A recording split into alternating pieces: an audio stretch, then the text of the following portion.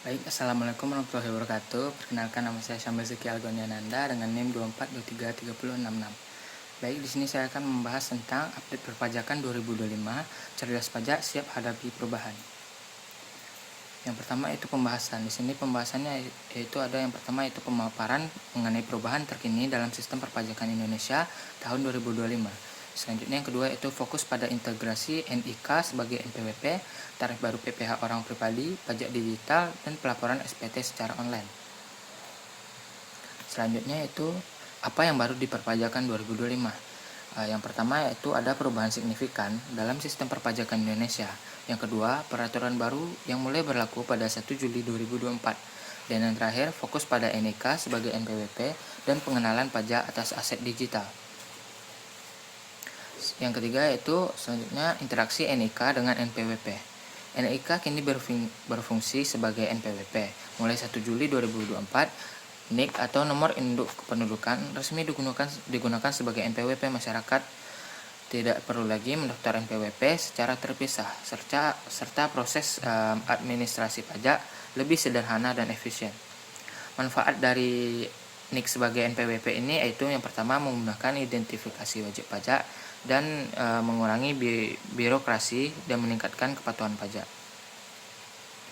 Selanjutnya, perubahan tarif PPh orang pribadi di 2025. Tarif baru PPh orang pribadi yang pertama itu pengaturan tarif PPh orang pribadi diperbarui dengan lapisan penghasilan yang lebih luas. Yang kedua, tarif progresif yang lebih adil. Semakin tinggi penghasilan, semakin besar pula tarif pajaknya. Yang selanjutnya, tarif PPh baru membantu meningkatkan beban pajak bagi golongan penghasilan rendah dan juga menengah.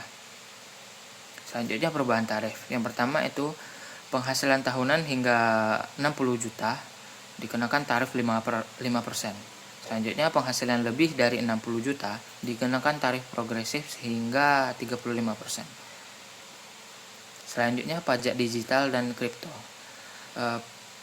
Pajak atas aset digital dan kripto. Yang pertama, pemerintah memperkenalkan pajak atas aset digital seperti kripto, NFT, dan game online.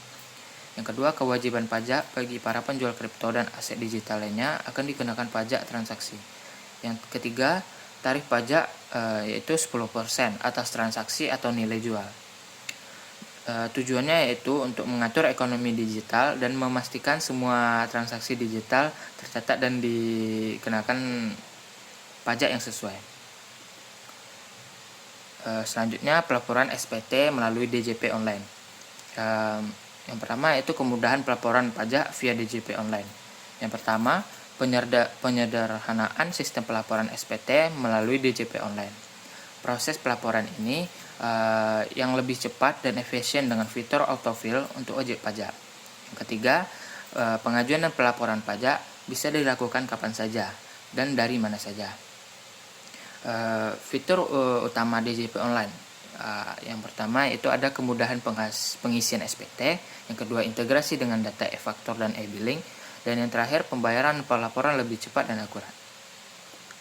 Selanjutnya, pajak untuk ekonomi digital dan UMKM.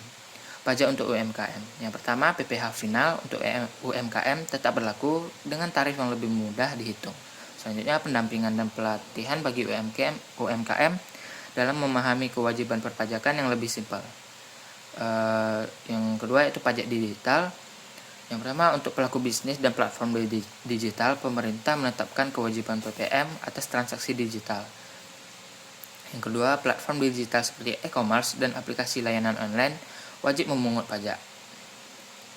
Selanjutnya, pentingnya kepatuhan pajak dalam pembangunan negara. Pajak adalah kontribusi untuk pembangunan bangsa. Maka pajak yang dibayar oleh wajib pajak digunakan untuk pembangunan infrastruktur, pendidikan, kesehatan, dan program sosial lainnya.